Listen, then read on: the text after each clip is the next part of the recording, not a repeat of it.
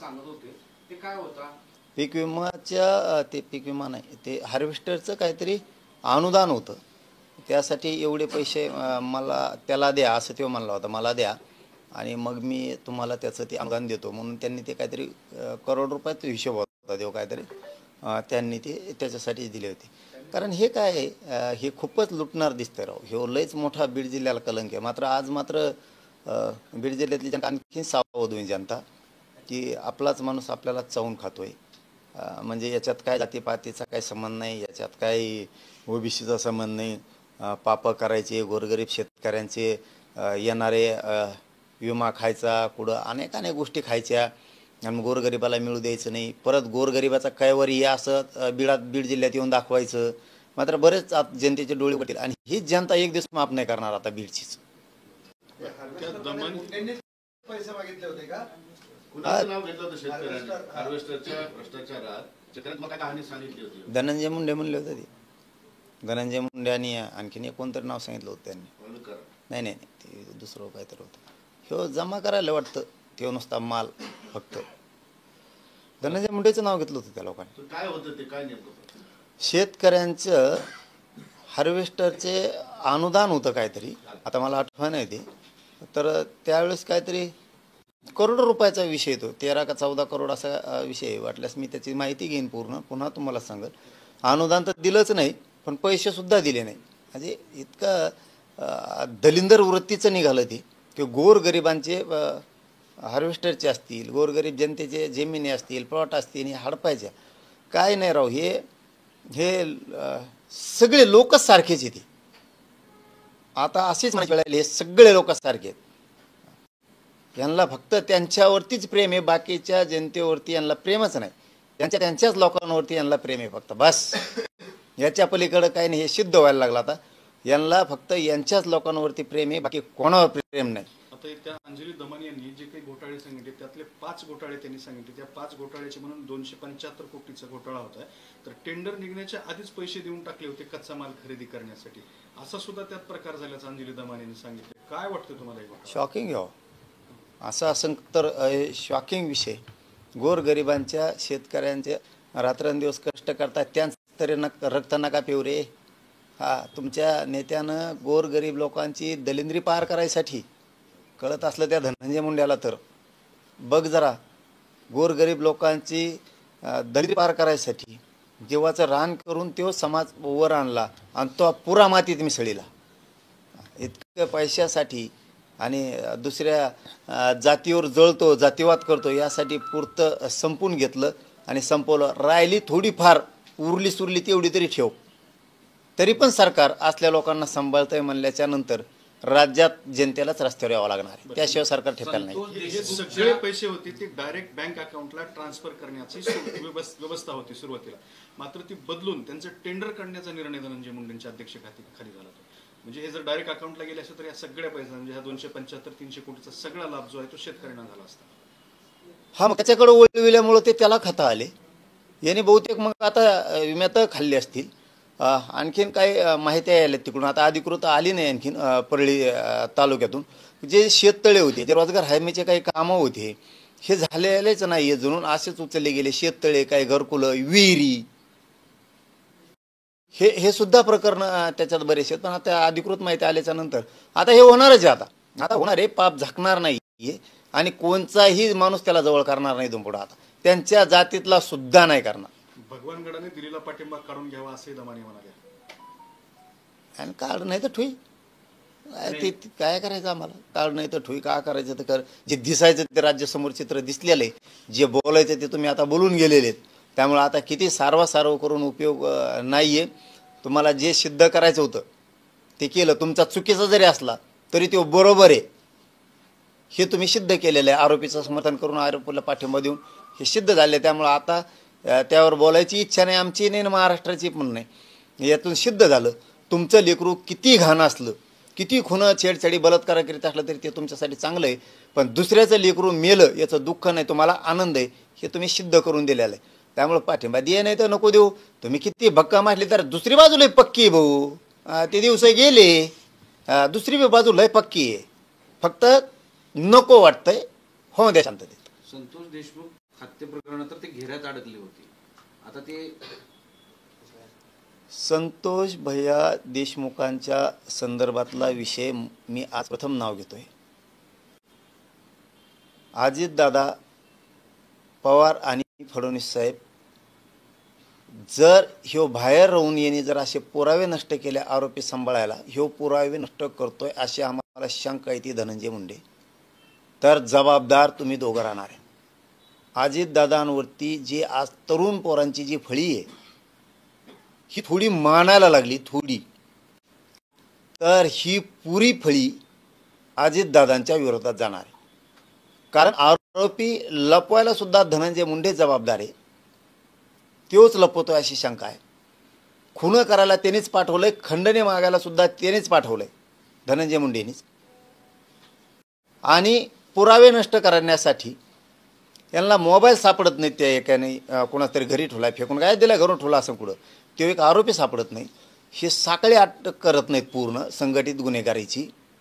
याचा अर्थ असा दिसतोय की तो धनंजय मुंडे कुठंतरी एका अधिवेशनात अजितदादांसमोर बोलला की माझ्यावरती अजितदादाचे एवढे उपकार आहेत की माझ्या मेल्याच्या नंतर धूर जरी निघाला तर त्या धुरातून उपकार फेटणार नाहीत. याचा अर्थ आम्हाला आता असा संशय यायला लागला आहे अजितदादाला सुद्धा काही गोष्टी माहीत असून ते पाठराखण करतात की काय. आजपर्यंत आम्ही हा विषय काढला नाही, पण आता आम्हाला काढायची वेळ आली. त्याला नाविलाज आहे. म्हणजे तुम्ही पापी लोकांना पांघरून घालायचं काम अजितदादांनी आणि फडणवीस साहेबांनी करून आहे. अजिबात जर ह्या धनंजय मुंडेंनी मंत्रिपदाच्या गैरवापर करून त्या पदाचा जर पुरावे नष्ट करण्याचं काम केलं, दुखत नसून त्या सरमाड्याला दवाखान्यात नेतात, मागतील ते लातूरचं जेल दिलं जातं, जे ते अर्ज करतील त्या गोष्टी लगेच पुरवल्या जातात. लोक सांगतात ही चौकशी करा तरी होत नाही. त्या शिवाजीनगरच्या गेवराईच्या PSIची चौकशी होत नाही. हॉस्पिटलमधल्या असणाऱ्या त्या डॉक्टरांची चौकशी होत नाही. झाली तर कारवाई केली जात नाही.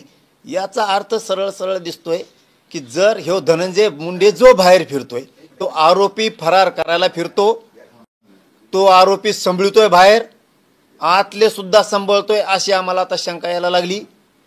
तो पुरावे नष्ट करण्यासाठी तो स्वतः काम करतोय. जर आता जी समिती नियुक्त केली तुम्ही ते 2-3 जणांची, याच्यात सगळे कॉल डिटेल्ससह पुरावे साखळी एकमेकाला सांभाळणारे, संघटित गुन्हेगारी करणारे, एकमेकाला पळून लावणारे, पैसे देणारे, गाड्या देणारे, हे सगळेची सगळे आले पाहिजे. त्याच्या प्रॉपर्टीची सुद्धा त्या खरमाड्याच्या चौकशी लागली पाहिजे, ईडीची, धनंजय मुंडेच्या सुद्धा.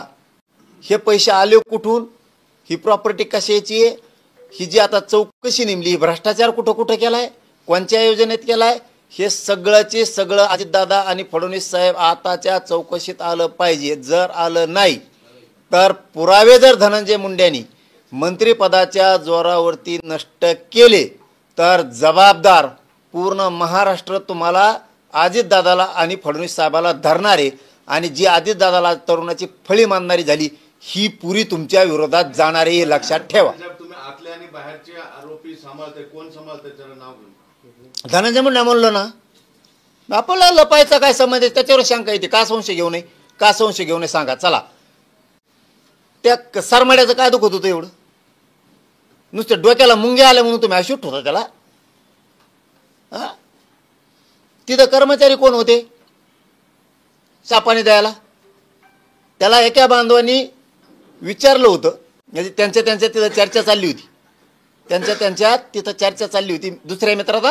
दुसऱ्या मित्रात म्हणतोय तुम्हाला मी, हे सरमाड्यात आयुष्यात होता, बाहेर त्याचा माणूस होता कर्मचारी, त्याला खायला प्यायला काही देत असेल तो, पण त्याच्या आजूबाजूला दुसरे कोणीतरी 2-3 लोक होते, नाव नाही सांगत मी, ते एकामेकाला म्हणले याच्या कमरातला थांबली पाहिजे. तर तो कर्मचाऱ्याला राग आला, तो का त्याच्या कमरातला थांबतो म्हणतो का सरमाड्याच्या? म्हणजे मग हे लोकांनी बाहेर काही असं जरी यांना काही शब्दाचा राग येतोय, तर मग यांनी काही बाहेर पुरावे दिलेत का? पुरावे नष्ट करण्यासाठी काही माहित्या पुरवल्यात का? ते PSIनी तो कोण रोहित होता तो कुठं आहे? ती गाडी पुरविणारा माणूस अटक केला आहे का? धनंजय देशमुखाला धमकी देणारा तो कोण आहे, त्याला अटक केलं का? तिथं रगा पुरवणारा गेवराईच्या पोलीस स्टेशनमध्ये तो कुठं आहे? तुम्ही का धरत नाहीत? दुसऱ्या नुसती एक साधी कमेंट केली तरी 2-2, 3-3 महिने त्यांना जेल भोगायला लावता आणि ह्यो जेल सोडून ICU मध्ये बसतो. मग तो महादेव गीते आज जीव त्याचा चाललाय, आत तो जेलमध्ये आहे, त्याच्यावर हल्ला झालेला आहे. बहुतेक नाव मागं पुढं होईल पण महादेव गीतेच आहे बहुतेक. तो जेलमध्ये आहे, त्याला का बाहेर आणत नाही तुम्ही उपचार करायला? ही कोणची नियत आहे? ते महादेव दुसरे मुंडेच ना, महादेवच नाव आहे त्यांचं पण. त्यांचा तर डायरेक्ट खूनच करून टाकला. त्यांना का अटक करीत नाहीत? तुम्ही एवढे नीतिवान आहेत ना फडणवीस साहेब आणि दादा, तुम्ही पालकमंत्री असल्यामुळे तुमचं नाव घ्यायची वेळ येते. त्याला नीतिवान आहेत ना, त्या पिठी नाव का तो एक पोरग एक मारून टाकला. आई बापा लेकरूच नाही राहिला. का आरोपी अटक नाही केले तुमच्या SP त्यांनी बीडच्या? त्या महानोरचा खून केला, बागपिंपळगावचा धनगराच्या पोराचा, का नाही अटक केलं त्याला? कित्येक तरी गोरगरीब दलित, धनगर, वंजारी, OBC, मायक्रो OBCवर अन्याय झालाय. कस का वाचा फुटत नाही त्याला? कस का फुटत नाही? हे बघा अजितदादा, मी आपलं 1.5-2 वर्षात पहिल्यांदा नाव घेतलं, कारण आपण बळच कोणावर आरोप करत नाही. ह्यो मंत्री आहे आणि मंत्रिपदाच्या जोरावरती अधिकाऱ्याचा वापर करून पुरावे नष्ट करणं, आत बाहेर काही गोष्टी पुरवणं, यांच्या मनानुसार यांना जेल मिळणं, तपासात आरोपी सापडत नाही, तपासात साखळी आणखीन सापडत नाही कुठे कोणकोणची, त्यांच्या प्रॉपर्टी आणखीन जप्त का केल्या नाहीत त्या आरोपींच्या. अजितदादा, आमचं तुमच्याकडं एकच म्हणणं आहे, ह्यो मंत्रिपदाच्या जोरावरती पुरावे नष्ट बाहेर राहून करतोय आणि जर पुरावे नष्ट झाले आणि त्यातला एकही आरोपी सुटला खंडणीतला आणि खुनातला, तर जबाबदार फडणवीस साहेबांनी अजितदादाला आम्ही धरणार. संघटित गुन्हेगारीमध्ये होते, जर संघटित गुन्हेगारीमध्ये असतील आणि या सगळ्या गुन्ह्यात असतील तर त्यांच्यावरही मको कारवाईची गरज आहे ना. मग कोणावर? मुंडेवर 302 लावायला पाहिजे. मग काय होईल त्याला? आणि मग कमना लावायला पाहिजे. तोच संघटित गुन्हेगारी घडून आणतोय. मालक कोण आहे? तोच त्याच संघ हिंडतोय. माझ्याकडे नव्हता घेऊन आला. संघ कस काय होता मग त्याच्या? दुसरे कस काय नव्हते कोणी? तोच कस काय संघ आहे? कोणत्या माणसाकडे गेलं तर तोच कस काय संघ आहे? जर त्याच्या तो जवळचा नाही तर तो प्रत्येक जागेवर कस काय? आंतरवाली सुद्धा होता, त्यांनीच ओळख करून दिली हे म्हणून. आणखीन काय पुरावे पाहिजे अजितदादांना, फडणवीस साहेबाला? त्याचे काय पुरावे पाहिजे तुम्हाला? तो रोज संघ आहे. याचा अर्थ धनंजय मुंडेला माहित नाही का? ह्यो खून करतो, बलात्कार करतो, छेडछाड्या करतो, खंडण्या मागवतो, माहित नाही का? पैसा गोड लागला त्या टायमाला त्या सरमाड्याकडून घेतानी. निवडणुकात नाशित येत, गाड्या घोड्या घेतात, फिरत येत, पळत येत, विमानाने जातात, हेलिकॉप्टरने जातात. हे पैसे तेव्हा घेताना गोड लागले आणि आता झटकून लावतो का? त्याच्यावर ढकलून देतो सरमाड्यावर. त्या सरमाड्याने तो यासाठी पाप केला असेल. तुम्ही असं म्हणाले होते, म्हणतायत गेल्या काही दिवसांपासून की टोळ्या आहेत वेगळ्या, खुना करणारी टोळी, वसुली करणारी टोळी, खंडणीची टोळी वगैरे वगैरे टोळ्या ह्या स्थानिक पातळीवरून म्हणजे परळीपासून ते मुंबईपर्यंत आहेत असं म्हणणं आहे. हायतच. हे बघा, ह्यो पाठबळ पुरवतो. यांनी पूर्ण अधिकार सरमाड्याला दिले, पुरे अधिकार पुरे. कळत नाही. अरे त्याचं आडनाव काय माहित नाही ना. बदग कोण होतं ते? नाव आम्हाला माहिती. अंधऱ्या तोंडाचं ते फिंजारलेले केस आणि त्याचे नाव काय? त्याचं सारमाड्या मग करमाड वरमाड जाऊन तिकडे असू द्या काही बी, आपल्याला काय त्याचं काय हे नाही करायचं. त्याला पुरे अधिकार यांनी दिले, तू काही कर. हां, मग ते काही करायला लागलं, मग जबाबदार कोण? हे बघा, खून करणारापेक्षा आणि खंडणी मागणाऱ्यांपेक्षा ते घडून आणणारा सामूहिक कट ह्यो सगळ्यात मोठा आरोपी. ह्यो धनंजय मुंडे. अनेक टोळ्या त्याच्या माध्यमातून यांनी तयार केल्या. खंडणी एकाने मागायचे, खून एकाने करायचा, छेडछाड एकाने करायची म्हणजे मानसिक प्रेशर आणायचं काही नाही दिलं की. मग बलात्कार करायचे, रच्ची चोऱ्या करायच्या, डाके टाकायचे, जमिनी हडपायच्या, अतिक्रमणं करायची, योजना लाटायच्या टीमा वेगळ्या, आता हे 9वी-10वी टीम सांगतोय बरं का, इतक्या टीमा आणि किती का असतील त्याचा मेळ नाही ह्या प्रत्येक जिल्ह्यात आहेत, सगळ्या आडागण लावणारेच आहेत, हे सगळे असलेच. आणि यांचं सरळ सरळ म्हणणं नाही दिसतंय आणि नियत पण दिसती. यांचे लोकच फक्त यांचे, हे बाकीचे फक्त वापरूस तर जवळ धरतात. यांना मतदानाच्या टायमाला मराठीची गरज, एकदा गरज संपली की मराठी कोणाची गरज नाही. यांचे लोकच फक्त यांचे आहेत. म्हणजे यांचं वागणुकीचा चालण्याचा विषयच वेगळा, यांचं अध्यात्म वेगळंच, फक्त त्यांच्याच लोकापुरतं. आणि हे सगळे लोक सारखेच आहेत, सारखेच आहेत, काही फरक नाही यांच्यात. पाटील साहेब, हे सगळं राज्यात अनेक प्रश्न, अनेक आंदोलनं सुरू आहेत, बऱ्याच गोष्टी सुरू आहेत, पण आपलं राज्य सरकार त्या वर्षावर काळी जादू आहे म्हणून चर्चा करत बसलंय. हे सगळे उघडे करून आणले पाहिजे हो जनतेने. काळ्यान मिरच्यान कुठं लिंबन काही काढी देतं, बाटल्यान फुटल्यान कुंकुण आणतात, खात्यात आमच्या गोरगरिबाचं कोणाच पैसे आहेत ते. घर राहायला चांगले, यांना गाद्या चांगल्या, इकडं लोक आरडोरडं मरायला लागलेत, फाशी घेतली. काल आमच्या 4 पोरांनी आत्महत्या केल्यात आरक्षणासाठी. हां, आणि खुशाल दातड काढून झोपत येत तिकडे हिंडत येत. यांना उघडं करू हाणलं पाहिजे यांना सगळ्यांना. आरक्षण द्यानं व्हायना आमच्या हक्काचा असून यांना. गंभीर आरोप केले आहेत, मात्र या आरोपांच्या शेवटी धनंजय मुंडेंनी राजीनामा द्यावा असं तुमचं म्हणणं आहे का? त्यांच्यावर कारवाई व्हावी का? मुख्यमंत्र्यांनी त्यांच्यावरती बाजूला करावं का, हकालपट्टी करावी का, काय वाटतं? त्याला 50 दे रे, पठ्ठ्याला काही फरक नाही पडत आम्हाला. काय फरक नाही पडत, तुम्ही किती वा टाकणारच मधी. फक्त चौकशीवर बोललोय मी की ह्यो माणूस त्याचा आहे. प्रत्येक माणसाकडे ह्यो जाताना त्यो असतो, माझ्याकडे आलता तवा होता. प्रश्न असा आहे, हा तेच प्रश्नाचं उत्तर देतो मी की ह्योच माणूस आहे. सगळा करता करविता ह्यो आहे.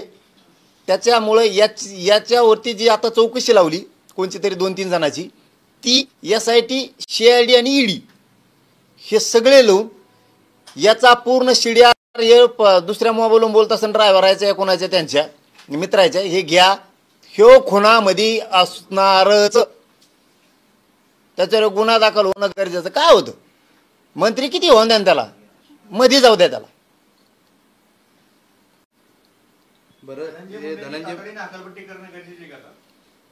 अजितदादांना सांगितलं आम्ही, पुरावे जर नष्ट झाले तर जबाबदार तुम्ही आणि फडणवीस आहे. बरं, धनंजय मुंडेंवर एक गंभीर आरोप जो पीक विमाचा होतोय. आता एक नवी यादी आली आहे, जे 96 CIC केंद्र म्हणजे जिथून पीक विमा भरला जातो त्यांचे रद्द करण्यात आले आणि यातील 22 हे परळीमधले आहे, म्हणजे कृषी मंत्र्यांच्या परळीमध्ये आहे. तर याचा आका कोण मग आता या बोगस विमाचा? तेच आहे धनंजय मुंड्याचं, दुसरं कोण नाही. हे बाकीचे उगं पाप केलं करायला लावलं यांना. आता हे जेलायला गेले हे, आणि आईश माझ्या बाहेर मारायला लागला ह्यो आता त्यांच्या जीवावरती. ह्यो ना येणे खरंच पुन्हा तुम्हाला त्याच विषयावर येऊन सांगतो. त्यांच्या एका मोठ्या नेत्यानं दारिद्र्याच्या खाईत डुबलेली एक समाज, एक जात मोठ्या कष्टानं बाहेर काढली, मोठ्या कष्टानं बाहेर काढली. कुठंतरी आता प्रगतीवर उंचीवर चालली होती, तर भंगार धावण्याच्या धनंजय मुंडेच्या टोळीनं पुन्हा मातीत मिसळली. पुरी जात मातीत मिसळली. शेवटी त्यांच्यात आमचे मित्र आहेत ना, आम्हालाही माहिती आहे ना किती दारिद्र्याच्या खाईत होते, किती कष्ट करत होते, आज उचललं. काय हे वय सगळा डाग लावून टाकला पैशासाठी त्याच्यासाठी. आणि त्याला वाचवीत येत, आणि त्याला वाचवीत येते कोण? हे तो धुरत निघन म्हणतो, अजितदादाचा धुरत निघन म्हणला. मग जर मिळाल्यावर धुर निघाला तर अजितदादा भेटणार नाहीत तरी पण. आणि असल्याचं द्वाचं का दादा तुम्ही त्याला? आमचा सवाल आहे दादा तुम्हाला, तुम्ही असल्या घाण्याचा द्वाचं का ह्या घाणीला? आपल्या लेकराचा मर्डर करून, खून करून, हे चांगलं नाही. तुम्हाला एक मानणारा अजितदादा वर्ग आहे, तरुण पुरं पहिल्यांदा मानायला लागलेत. पुरा वर्ग बाजूला जाईल. सत्य आहे ते बाहेर काढायला, पुरावे नष्ट करायला लागला हो बाहेर राहून 100%. आणि जर त्याने पुरावे नष्ट केले तर जबाबदार अजितदादा आणि फडणवीस आहे. पाटील साहेब, धनंजय मुंडेवर तुम्ही एवढं सगळं बोलताय, परंतु धनंजय मुंडे तुम्हाला भेटले होते रात्री येऊन निवडणुकीच्या आधी, आणि त्यांनी विनंती केली म्हणून तुम्ही परळीला गेले नाहीत, अशी सुद्धा चर्चा आहे. मी राज्यात कुठंच गेलो नाही. त्यावेळेस जाहीर केलं होतं मी 4 तारखेला आपल्या मीडियाच्या समक्ष. माझा समाज आणि मीडिया सारखंच आहे. मला मी त्याच वेळेस सांगितलेलं आहे, 2.25 वर्षापूर्वी. ह्यो शब्द मीडियाच्या बद्दल कोणी नाही बोलत. जेवढाच माझा समाज माझ्यासाठी आहे ना तेवढीच मीडियावर येते. यांना चोरून आपण काही केलंच नाही. त्याच वेळेस सांगितलं होतं आपली समीकरण हुकलं, मी राज्यात कुठंच जाणार नाही आणि कुठंच नाही गेलो. त्या दिवशी रात्री काय बोलले होते? आता काल सांगितलं ना काय बोललंय ते, दुसरं काय बोलत आहे. त्यांनी लय चुकीचं पाऊल उचललं. मी त्याला सांगितलं होतं धनंजय देशमुखला धमकी दिली, तोय लोक आवरेव. त्यांनी आवरायचं सोडून त्यांनी राज्यात टोळ्याच्या आहेत त्याच्या, हिंगोलीला एक टोळी, त्या गंगाखेडला एक टोळी, ह्या अशा टोळ्या इकडं नगरकडं काही टोळ्या, बीड जिल्ह्यातल्या काही टोळ्या उठल्या, माझ्या विरोधात गुन्हे दाखल करायला लावले. मी संतोष भैयाला न्याय द्या म्हणून चपलावलं हाणायला लागला फोटोला. अरे तो हे चिल्लर माकडं टोळी चटणीला पुरायची नाही आम्हाला, पण आम्ही नको म्हणतो तिकडं. बदग्या चिलटं पाळलेली ते, तुला वाटतं तुमच्या अंगात रक्त आहे ना, आमच्या अंगात काय आहे? तुला वाटतं तो आज जातीवर तू ओलय प्रेम आहे ना, आपलं नाही का पठ्ठ्या, आपलं बे मराठ्यावर प्रेम आहे ना. तू कोण धनंजय मुंडे आणि धनंजय मुंडे आहे? टोळी चालितो आणि गोरगरीब लोकांना मारतो. निवडणुकीच्या काळात मोठं होताना मराठी लागते आणि गरज संपली की मग मराठी नाही लागत. तुम्ही आता असं म्हणाले की धनंजय मुंडे मला त्यावेळेस भेटायला आले होते आणि मी त्यावेळेसच म्हणालो होतो की संतोष देशमुखला तुमची लोक धमक्या देत आहेत. ते झालं होतं त्यावेळेस? तसं नाही हो, उलट जोडीदार. पाटील साहेब, त्या दिवशी रात्री तेव्हा संतोष देशमुखचा काय संबंध? धनंजय मुंडे तुमच्या पाया पडले अशी सुद्धा प्रसार माध्यमांमध्ये बातम्या छापून आल्या. नाही ते मी सांगितलं हो काल त्याच्यावर बी की जे बोलणं झालं ते झालं. बसताना काय झालं, उठताना काय झालं, बसल्यावर काय झालं, आल्यावर काय झालं, जाताना काय झालं, त्या कृतीबद्दल नाही बोलणार. मराठा आरक्षणावर आत्महत्या सुरूच आहे आणि परत आत्महत्या झाली, काय आव्हान? मी पुन्हा बाबा हात जोडतो तुम्हाला, एकाही मराठ्याच्या लेकरांना आत्महत्या करू नका. कोणी नाही बाबा हो कोणाच. प्रत्येकजण आपापल्या लोकांवर प्रेम करायला लागलाय आणि सगळं आपल्या विरोधात आहेत. तुम्हाला आरक्षण देणार आहे, 1 वर्ष रिपीट करा, 2 वर्ष रिपीट करा, पण कुणी आत्महत्या करू नका. बघा तुम्हाला शेवटचं सांगतो मराठा बांधवांनो आणि मराठ्यांच्या लेकरांनो, न मिळणारं आरक्षण मिळाले. हो, पुरं जीवाची राखरांगोळी करून घेतली, शरीर कसलं साथ देत नाही. फक्त माझ्या मराठ्यांच्या लेकरासाठी तुम्ही फक्त आत्महत्या करू नका. न मिळणारं आरक्षण मिळाले, राहिलेलंही मिळून देतो, फक्त तुम्ही आत्महत्या करू नका. आजकाल लोक विचित्र झाले, त्याच्यामुळं थोडं शहाणपणाच्या भूमिकेत या. मी मराठ्यांना आरक्षण मिळून दिल्याशिवाय हटत नाही. तुम्ही घरी असलात तरी तुमच्यासाठी लढतो, तुम्ही व्यवसायात मराठी असले तरी लढतो, तुम्ही नोकरीत मराठी असलात तरी त्यांच्यासाठी मी लढतो, कुणी राजकारणात मराठी असली, भाजप शिवसेना राष्ट्रवादी काँग्रेस आमके तमके, तरी त्यांच्यासाठी लढतो. माझा कर्मचारी वर्ग असला त्यांच्यासाठी लढतो, शेतकरी मराठ्यांसाठी लढतो, ऊस तोडणाऱ्यासाठी लढतो, मजुरांसाठी लढतो, मी सगळ्यांसाठी लढतो. मी तुमच्या लेकराला आरक्षण देणार आहे, राजकारण तिकडे कडी लागू द्या, पण लेकरं मोठं करायची जबाबदारी आपण घेतलेली. फक्त तुम्ही आत्महत्या करू नका, एवढीच माझी तुम्हाला हात जोडून विनंती. हुकला नंबर तो हुकू द्या, पुढं आपण आणखीन रिपीट करून शिकू. आणि मुख्यमंत्र्यांना विशेष करून सांगतो, जरा थोडंसं असेल ना तुम्हाला तर माणसं मेलेत बरं का, आमचे मुर्दा पडला त्यांचा मुर्दा, ते फाशी घ्यायलेत. थोडीशी जरा तुम्हाला असेल ना तर माया दया जरा बाहेर काढा आणि तेवढं आरक्षण लवकर द्या, नसता राज्यात मला उग्र आंदोलन करावं लागणार आहे. ठीक आहे. मुख्यमंत्री लेटेस्ट एक बातमी आली आपल्या समोर की ते हा 300 कोटीचा आरोप झाल्यानंतर, तुम्ही हे सगळं बोलल्यानंतर धनंजय मुंडे अजित पवारांच्या भेटीला गेले. ते तिथंच पळत आहे. उठलं की इकडून कोणी बोललं की तिकडं पळत आहे. काही म्हणत नसन, काही नसन, नुसतं जाऊन बसत असन आणि दाखवित असन काहीतरी. पण अजितदादांना पुन्हा पुन्हा सांगतो मग मी आता की आता आलाच तुमच्याकडं तर त्याला पुरावे नष्ट करण्यासाठी मंत्रिपदाचा गैरफायदा घेऊन तो बाहेर आहे. खंडणीतला आणि खुनातला आरोपी आणि त्यांना सहकार्य करणारे सगळे 6 आरोपी करा, पुरावे नष्ट होऊ देऊ नका. अजितदादा तुम्हाला कधी न मानणारा एक तरुणाचा एक वेगळा वर्ग तयार झाला या राज्यात, तो पुरा तुमच्या विरोधात जाऊन बिथरणार आहे. त्याच्यामुळे याची गई करू नका. आणि जर यांनी बाहेर राहून तुमच्या मंत्रिपदाच्या जोरावरती जर पुरावे नष्ट केले तर ते पुरावे नष्ट करायला जबाबदार तो जसा आहे तसं अजितदादा तुम्ही असणार आणि फडणवीस साहेब सुद्धा असणार आहे. हे मात्र लक्षात राहू द्या. माझ्या संतोष भाईवर अन्याय होता कामा नाही. ही जी भेट होतीये धनंजय मुंडे अजित पवार, या भेटीतून काही साध्य होईल का? धनंजय मुंडेंना काय म्हणजे फेवर केलं जाईल वगैरे असं वाटतं? काय माहिती काय करते तिकडे. आता मला तिकडे काय दिसत इतक्याला आमचं इथं भिताडात. ठीक आहे. चालेल, धन्यवाद. विचारलं काय राहिलं का? विचार. चला रे.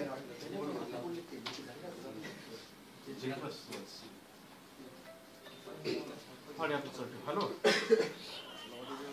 हॅलो हां